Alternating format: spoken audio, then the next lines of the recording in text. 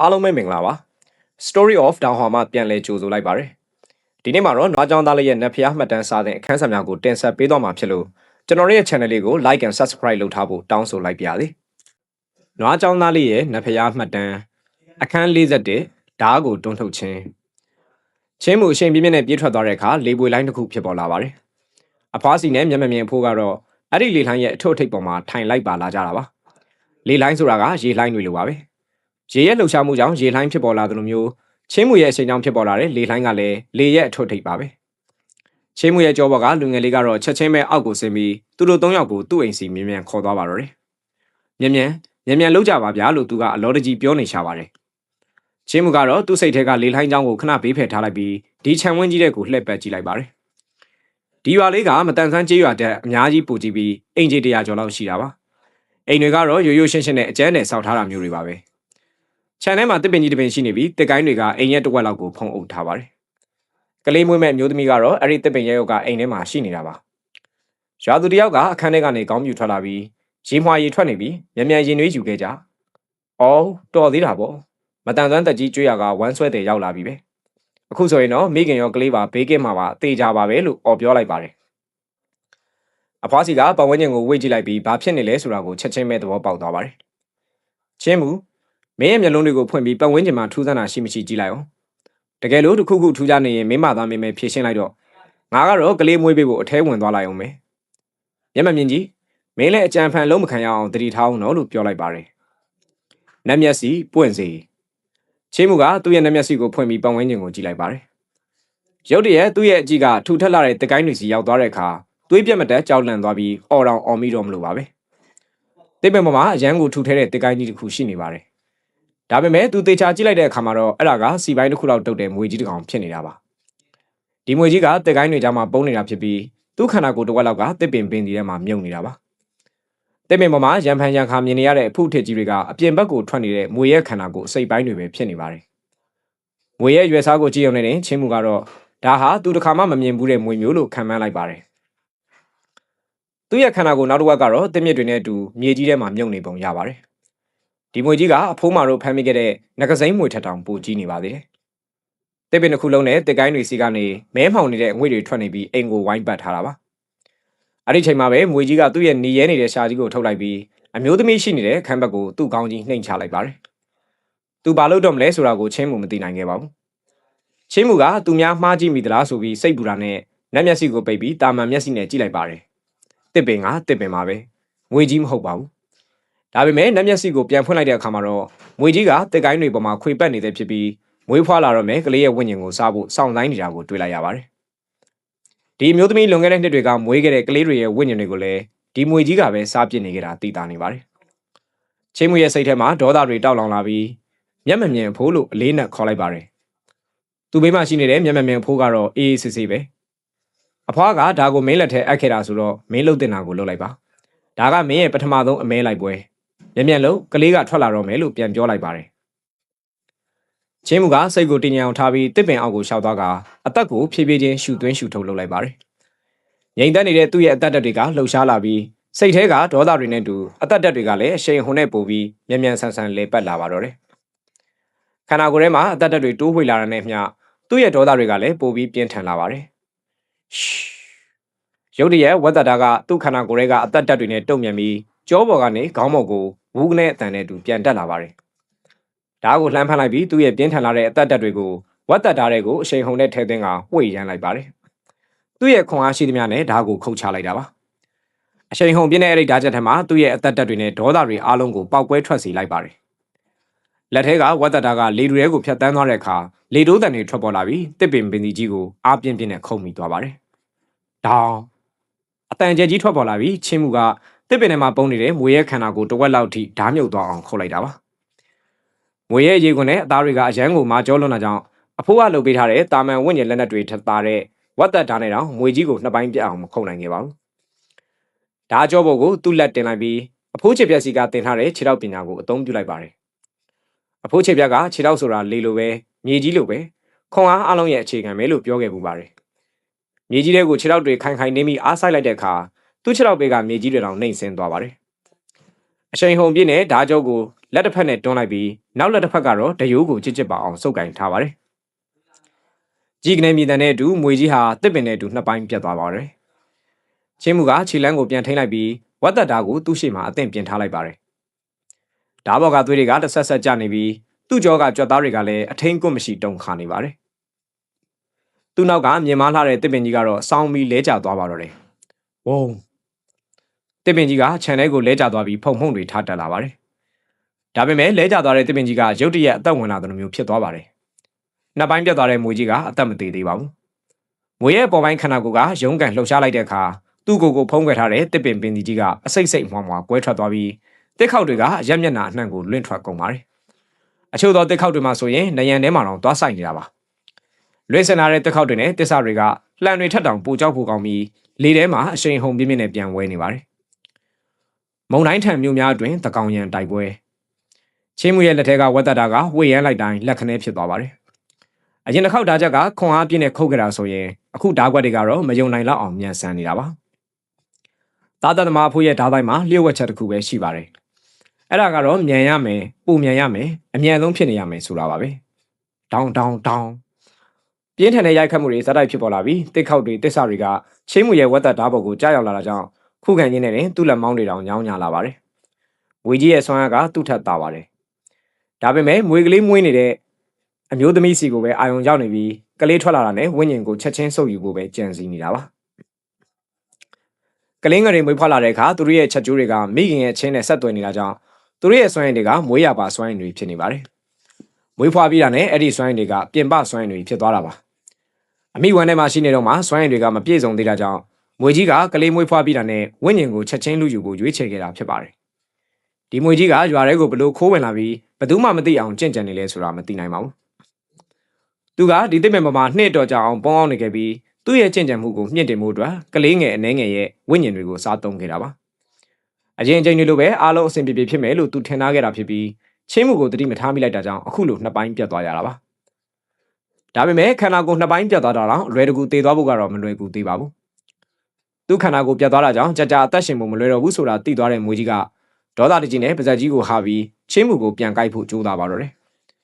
ပြင်းထန်တဲ့လေတိုးတန်တွေကချင်းမှုရဲ့မျက်နှာကိုလာမှန်တာကြောင့်မျက်နှာတွေတုန်ခါသွားပြီးမျက်လုံးတောင်ဖွင့်မရတော့ပါဘူး။ဘာမှစဉ်းစားမနေတော့ပဲချင်းမှုကလက်ထဲကတားနဲ့မုံတိုင်းတစ်ခုလိုခုတ်ချလိုက်ပါတယ်။ဒါပေမဲ့မယုံနိုင်တော့တဲ့ခွန်အားကြီးကသူ့စီကိုတိုးဝင်လာပြီးသူ့ကိုနောက်လိုက်လွင့်ထွက်သွားစီပါတယ်။ဝုံနဲ့အတန်နဲ့အတူခြံစည်းရုံးနယ်မှာလူတကူသာအပေါက်ကြီးဖြစ်သွားပါတော့တယ်။ချင်းမှုတယောက်ပြန်မထနိုင်ခင်မှာပဲခြံဝင်းတကားနှစ်ချက်လုံးကဖဲချက်တွေလိုပဲလွင့်ထွက်သွားတာကိုမြင်လိုက်ရပါတယ်။ဒီမွေကြီးကတကားကိုတိုက်ဖြတ်ပြီးသူ့စီကိုတန်းနဲ့မမတ်ပြေးဝင်လာတာပါ။သူ့စီကနေသွေးစာနေတဲ့အရှိန်ဝါလေးလည်းထွက်ပေါ်နေပါတယ်။သူ့ရဲ့ကြောက်စရာကောင်းတဲ့ပါဇက်ကြီးနဲ့ဆွဲရှည်ကြီးတွေကချင်းမှုကိုထိတ်လန့်သွားစေပါတယ်။သူကဒီမွေကြီးကိုထိတ်တိုက်ရင်မဆိုင်ရဲတာမို့မျက်မမြင်ဖိုးစီကိုအကူအညီတောင်းတဲ့အကြည့်နဲ့လှမ်းကြည့်လိုက်ပါတယ်။မွေကြီးရဲ့နောက်ဘက်ဝေးတဲ့နေရာမှာတော့မျက်မမြင်ဖိုးကတီတီငိမ့်ငိမ့်ပဲရက်နေပြီးဘာတွေဖြစ်နေလဲဆိုတာကိုစိတ်ဝင်စားဖို့မရပါဘူး။ချင်းမှုရဲ့စိတ်ထဲမှာတခုခုကိုသတိပြုမိသွားပါတယ်။မျက်မမြင်ဖိုးကငါဒီမွေကိုကင်တွယ်နိုင်မယ်လို့ထင်နေတာလား။သူကငါလုံနိုင်တယ်လို့ယူဆထားမှတော့ငါလည်းလုံနိုင်ရမှာပေါ့။နတ်ဖျားမျက်လုံးနိုးထဆန်လို့တွေးလိုက်ပါတယ်။သူ့ရဲ့ကျင့်တဲ့ဆွမ်းရည်တွေကအားပြင်းနဲ့လဲပတ်လာပြီးမျက်လုံးထဲကိုစီးဝင်သွားပါတယ်။အဲဒီနောက်မှာတော့အလွန်ခမ်းနားတဲ့ဆွမ်းအားအလှတွေဖြစ်ပေါ်လာပြီးသူ့မျက်ဝန်းထဲမှာရှုပ်ထွေးတဲ့တစိမ့်အမှတ်သားတစ်ခုပေါ်လာပါတယ်။နတ်ဖျားမျက်လုံးနိုးထလာတဲ့အခါမှာတော့သူ့ရှိကကဘာကြီးကတမျိုးတစ်ဖုံပြောင်းလဲသွားသလိုသူချက်ချင်းခံစားလိုက်ရပါတယ်။မှောင်ရိပ်ကျနေတဲ့ရွာကလေးဟိုတအိမ်ဒီတအိမ်ရှိနေတဲ့အိမ်တွေနဲ့သူ့စီကိုခေါ်အုပ်လာတဲ့မွေကြီးပါဝင်အရာအလုံးကအစာပေါင်းများစွာပို့ပြီးကြည်လင်ပြတ်သားလာပါတယ်။ဒီမွေကြီးရဲ့လှုပ်ရှားမှုတိုင်းကိုသူအလွယ်တကူမြင်နေရပါပြီ။ခြေလမ်းကိုပြောင်းလိုက်ပြီးချင်းမှုကမွေကြီးရဲ့ခေါ်အုပ်မှုကိုကတ်သီးလေးရှောင်တိန်လိုက်ပါတယ်။ပြီးတော့သူ့ဘေးကနေဖြတ်သွားတဲ့မွေကြီးရဲ့မျက်လုံးကိုဝတ်တတ်တာနဲ့ခုတ်လိုက်ပါတယ်။အပေါ်ကိုခုန်တက်လိုက်ပြီးမွေကြီးရဲ့ရိုက်ပုတ်မှုကိုလည်းနောက်ထပ်တစ်ကြိမ်ကတ်သီးလေးရှောင်လိုက်ပြန်ပါတယ်။မွေကြီးရဲ့လှုပ်ရှားမှုတိုင်းကသူ့မျက်လုံးထဲမှာအလွန်ကိုထင်ရှားနေတာပါ။မွေရဲ့ရေပြားအောက်ကကြွက်သားတွေကျုံတာကအစအားထုတ်လိုက်တဲ့တောင်ကျိုးတွေကိုကြည့်ပြီးဒီတရဝါကြီးနောက်ထပ်ဘာလုပ်မလဲဆိုတာကိုသူကြိုသိနေတဲ့အတွက်လိုသလိုရှောင်နိုင်တာဖြစ်ပါတယ်။ဒါတွေအားလုံးကချင်းမှုအတွက်တော့တဘာဝတိုင်းဖြစ်နေသလိုပါပဲ။မွေရဲ့လှုပ်ရှားမှုကိုကြိုတင်ခံမှန်းနေဖို့တော့မလိုတော့ပါဘူး။ကိုးတက်ကောင်းကင်မျက်လုံးနှုတ်ထခြင်းကျင့်တဲ့ရဲ့ပထမအဆင့်ဖြစ်တဲ့နတ်ဖျားမျက်လုံးကအပေါ်ရန်အလိမ်ညာတွေကိုမြင်နိုင်ုံနဲ့မဟုတ်ပ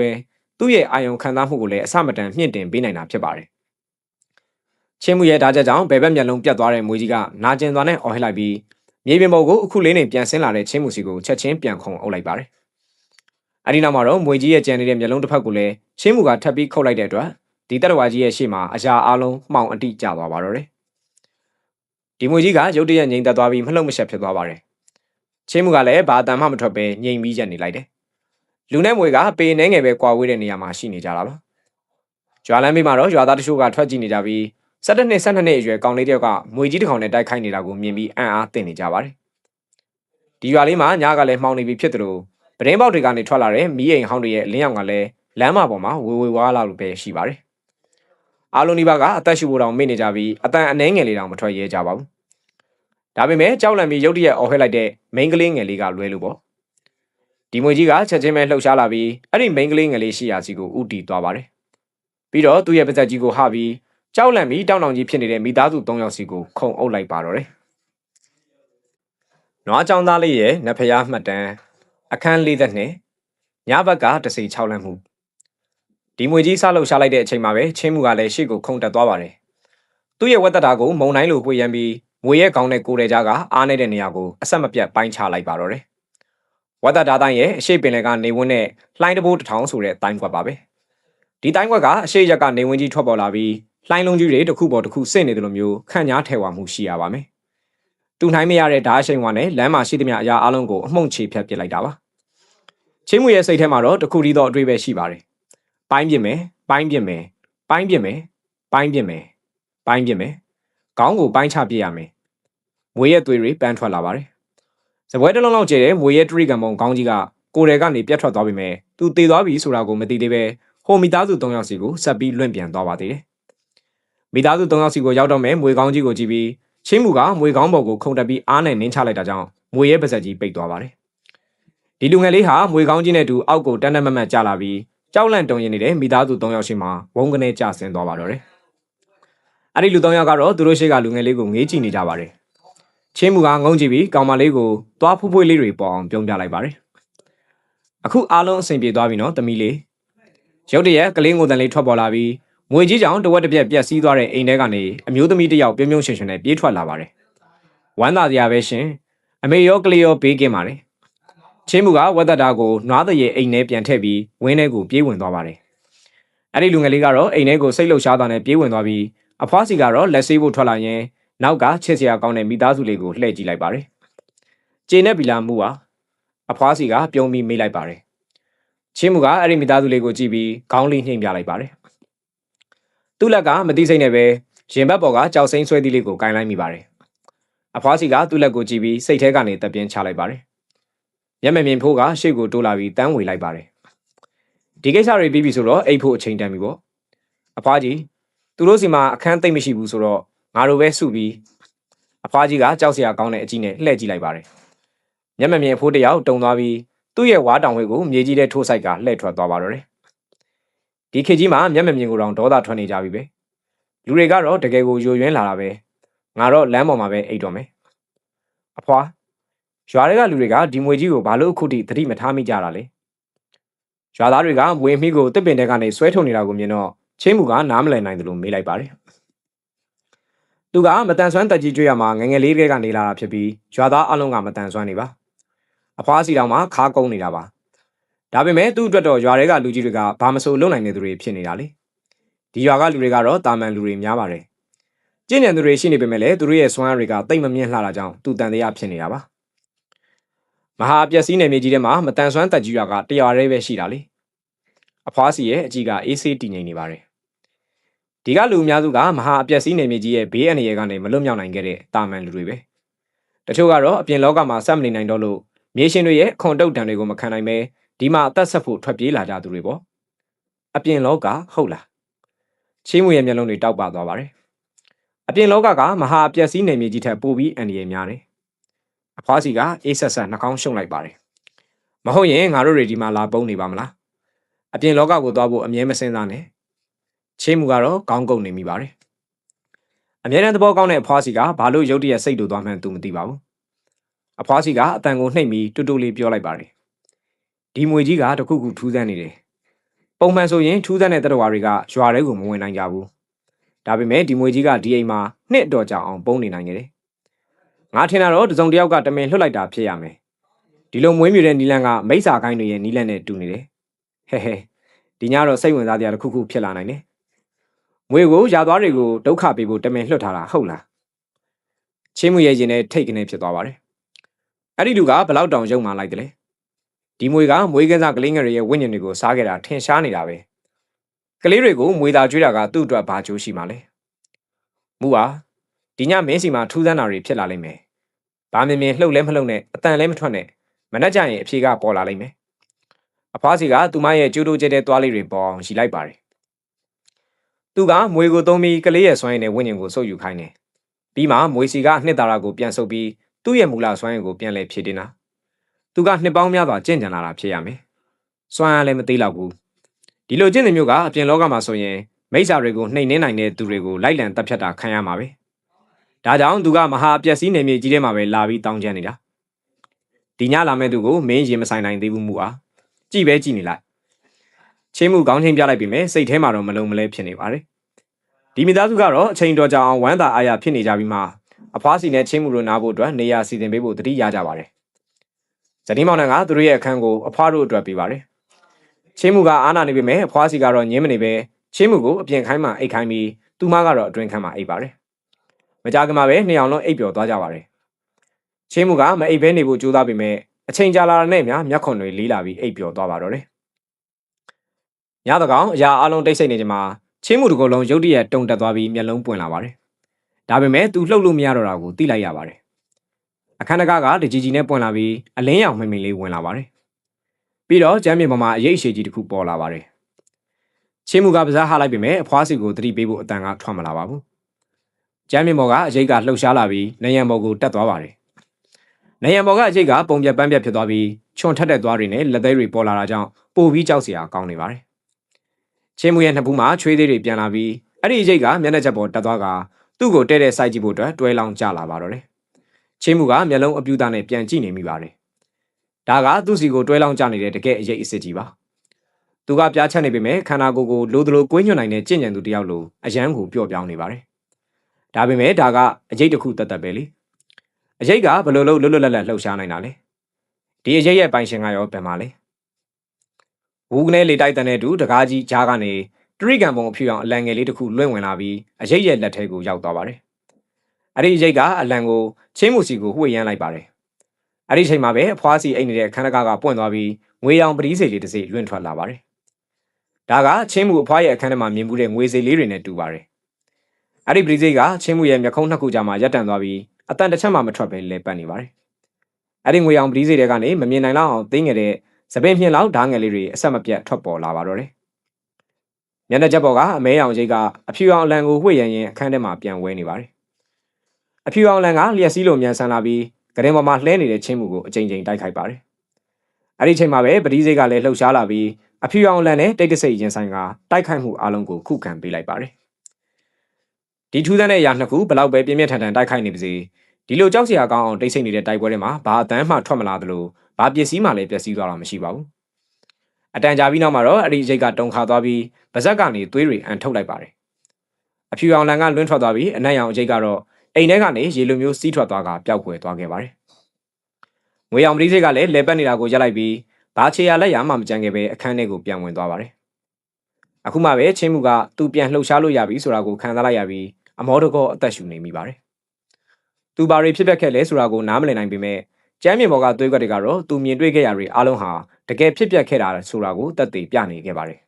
။အိမ်ပြင်ဘက်မှာတော့မောင်းထုတန်ကလွဲလို့ဘာတန်းမှမကြားရပါဘူး။ဒါဟာရွာသားတွေအစောကြီးနှုတ်လာပြီးရွာပြင်ဘက်ကအမှောင်တူထဲမှာဝါမျိုးမခံရအောင်ညဆောင်ကညင့်အချိန်ကိုအချက်ပေးနေတာဖြစ်ပါတယ်။ညဆောင်ကမောင်းကို၃ချက်တီးလိုက်ပြီးအိမ်ပြန်ဖို့အတွက်မောင်းကိုတင်လိုက်ပါတယ်။သူအိမ်ရှိကိုရောက်တဲ့အခါမှာတော့ဝါတောင်ဝေးတစ်ချောင်းနဲ့လမ်းလျှောက်လာနေတဲ့မျက်မမြင်တစ်ကောင်ကိုတွေ့လိုက်ရပါတယ်။အကိုကြီးနားစရာနေရာတစ်ခုရှာလိုက်ပါအောင်။ညဆောင်ကမျက်မမြင်အဖိုးကိုအမြန်တားလိုက်ပြီးပြုံးပြလိုက်ပါတယ်။ညကလည်းတော်တော်နဲ့နေပြီ။ရွာပြင်ဘက်ကိုရှောက်သွားမိပြီးမိစ္ဆာတွေရဲ့စားတာကိုမခံရအောင်တတိထားအောင်နော်။ဒီမျက်မြင်ကြီးကပြုံးလိုက်ပြီးသူ့ရဲ့ဝါတောင်ခွေနဲ့ညဆောင်ရဲ့အရိပ်ကိုတို့လိုက်ပါတယ်။တတိပေးတဲ့အတွက်ကျေးဇူးတင်ပါတယ်လို့ပြောလိုက်ပါတယ်။ကျေးဇူးတင်စကားပြောပြီးနောက်မှာတော့ဒီမျက်မမြင်ကြီးကဝါတောင်ခွေနဲ့ လန်းဆန်းပြီးဖြည်းဖြည်းချင်းထွက်ခွာသွားပါတယ်ဖောက်ဖောက်ညာဆောင်ရဲ့ရင်မထဲမှာသွေးချင်းချင်းနေနေတဲ့အပေါက်နှစ်ပေါက်ပေါက်ထွက်သွားပြီးသူ့ရဲ့ခန္ဓာကိုယ်ကရိမ့်ထိုးသွားကမြေပြင်ပေါ်ကိုလဲကျသွားပါတယ်ငါရဲ့မှော်အင်းကွက်ကိုဖောက်ထွက်နိုင်တဲ့အထိလှန်ချက်ကတော်တော်မြန်တာပဲမင်းဘယ်သူလဲဆိုတာငါသိပြီမင်းအခုမျက်စိမမြင်ရတော့ပေမဲ့အရင်ကထက်တောင်ပိုပြီးအစွမ်းထက်လာတာပဲညာဆောင်ဟာနောက်ဆုံးထွက်သက်ကိုရှူထုတ်လိုက်ပြီးတေဆုံးသွားပါတယ်အပေါ်ရန်ကနေတရိကန်ပုံစံအဖြူအောင်အလံတစ်ခုကလွင့်ပြန်ကျလာပြီးသူ့မျက်နှာကိုဖုံးအုပ်လိုက်ပါတယ်နားဆင်ပေးခဲ့ကြတဲ့တယောက်ချင်းစီတိုင်းကိုကျေးဇူးအထူးတင်ပါတယ်ခင်ဗျာနောက်ပိုင်းဆက်တွေကိုလည်းနေ့စဉ်တင်ဆက်ပေးသွားမှာဖြစ်လို့ channel လေးကို like and subscribe လုပ်ထားပြီးအမြဲတမ်းနားဆင်လို့ရပါတယ်ခင်ဗျာအတန်နားထောင်ရတာမကြိုက်ဘူးစာဖတ်ရတာပဲပိုနှစ်သက်တဲ့မိတ်ဆွေတို့အတွက် description တွေက Telegram link ကနေအသက်တာသုံးနှုံထားနဲ့လာရောက်ဝယ်ယူဖတ်ရှုနိုင်ပါတယ်ခင်ဗျာ